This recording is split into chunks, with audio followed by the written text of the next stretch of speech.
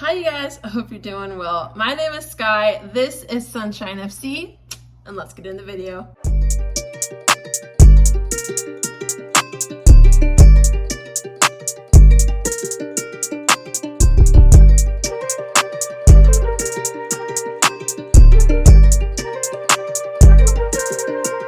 Thank you guys all so much for tuning in. Today we are going to talk about Sir Jim Ratcliffe. If you're a football fan, I'm sure you know by now that he officially purchased his acquisition of part ownership for Manchester United. His initial bid, I think, was 25%, but he ended up bidding 27.7%. So he got a little bit more than I think he initially wanted, which could be a good thing, could be not. He did mention in his interview that it was the most an individual person has for the club, so take that with a grain of salt.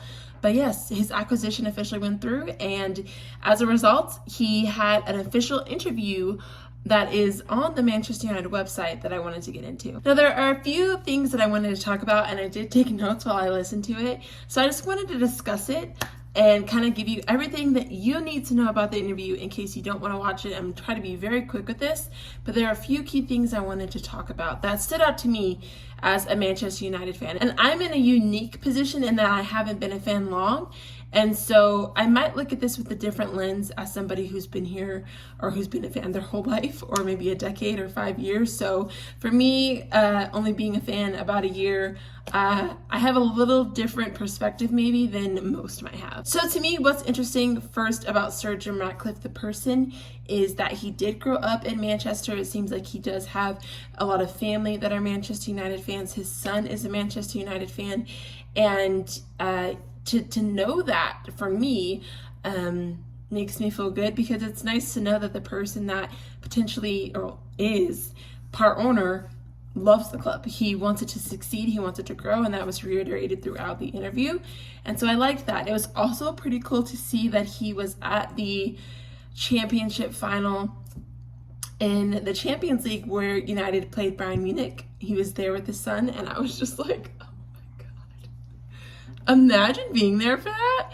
Wow. So I don't know, I thought that was pretty cool, but I just wanted to note that it seems like he genuinely does love the club, even though it's weird that he, wanted to acquire Chelsea and all this stuff. Like, I'm still kind of side-eyeing that a little bit, but it was good for me to actually hear him say that. A couple of things that stood out to me, and I'm going to be looking back and forth between my notes, so I apologize. I'm just going to mention a few things on my list here that I wanted to just address, some quotes, some things that he said.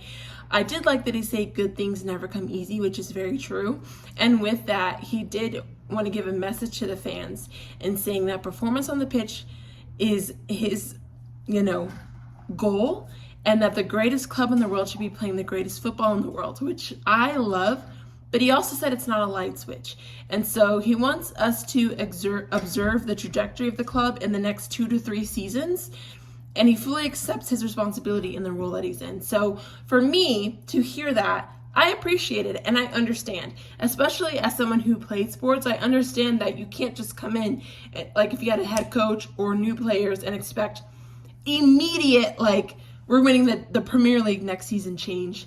But I think with his words, he's saying, observe the trajectory of the club the next 2 to 3 seasons. If we don't see exponential growth from where we are, I think in 2 to 3 seasons time, then I think as fans, we can really start questioning Sir Jim Ratcliffe's influence in the club, because by then, with his own words, things should be different. And so I'm gonna hold him to it. I'm gonna hold him to that. Moving into his visions for the club, he gave an on the pitch vision and then an off the pitch one. His on the pitch vision I loved. It was to compete for the Premier League and Champions League, and he said United should always be competing for these titles, and I'm like, yes, absolutely, completely agree. His off the pitch one, though, side-eyeing quite a bit, because he said we have to have values and we have to stand for values, and he kept saying the word values.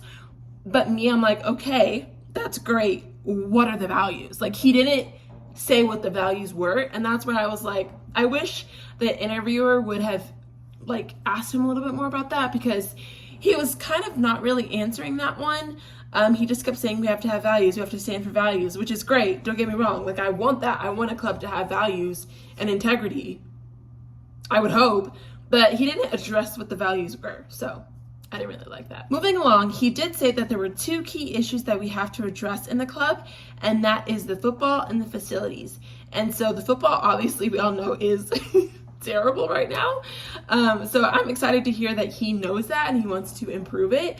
But it also does seem like the stadium, at least Old Trafford itself, will not be utilized in the future.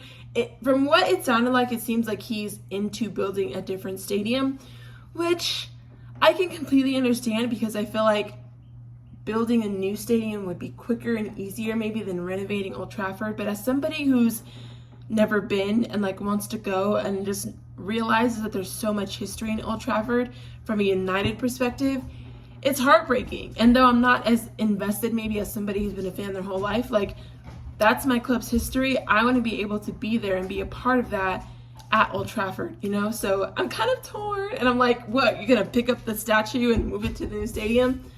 But it does seem like he's gonna make a new one, so that's kind of, it is what it is. It seems like he really does like the way Carrington is run and looks at. He said it doesn't need as much improvement at the stadium, but I'm sure he's gonna make some changes there. He was also then asked about the atmosphere at Old Trafford, and he said that the team has played well since Christmas, which I could agree with. I mean, to an extent, don't get me wrong. We are undefeated since December, but I don't think the football still is sustainable, if that makes sense. And he said well, but sporadic, and I would agree with that. We have played well in spurts, but it hasn't been consistent, but that's just the way it's been for us this year. He also then did go into a very interesting philosophy that he had on retirement, which I thought was unique. He basically said people shouldn't retire. And that he wants people who are at any odds to work until like they can't, basically. But that's because he can create an environment that has good energy, that's positive, and makes people want to come to work, which I can appreciate. I think you really have to love your job to be able to have that mindset. Because I just think if you're fortunate enough to find a job that you love like that, of course you would want to keep doing it, right? But some of us, we just work to pay the bills, right? We don't necessarily like going into work every single day. And so I think, you know, it's an interesting perspective. I want to get there, and I think I am going to get there. It's just very, very interesting. So I just wanted to mention that. It was an interesting philosophy he had. But on top of that, he did have some other things that they do at Ineos that he wanted to kind of incorporate into United. The business side, focus on being an elite sport team and winning. He doesn't like egos and bullies, and I was like, okay, talk to Marcus Rashford. He wants to impact his environment in a good way. He believes that a company runs well through the organization it has, the people, the environment, and of course you have to believe in all of that for the organization to run well. He's not interested in the financial investment that he made more than in the success of the club. Hearing that, obviously you're like, thank you, but I mean, come on. Like, I feel like he knows that if the club does well, he's going to make money. Like, we're not idiots. He is a billionaire. So, though I can understand why he said that, like, he didn't need to. Like, you're going to get paid, bro. Like, we know. And he knows. And the Glazers know. That's why they haven't left. Like, if the club ends up doing well, they're going to get paid. So, like, you say that, but okay. All in all, I think what I got from this interview, or what I appreciated about it, is that we got to really see his heart for the club. I genuinely do feel that Sir Jim Ratcliffe loves Manchester United. I genuinely believe that he wants the best for it, and I think he has the desire to put the right people and quality people, that's the most important thing, in place to get the job done. He kept saying world-class, elite.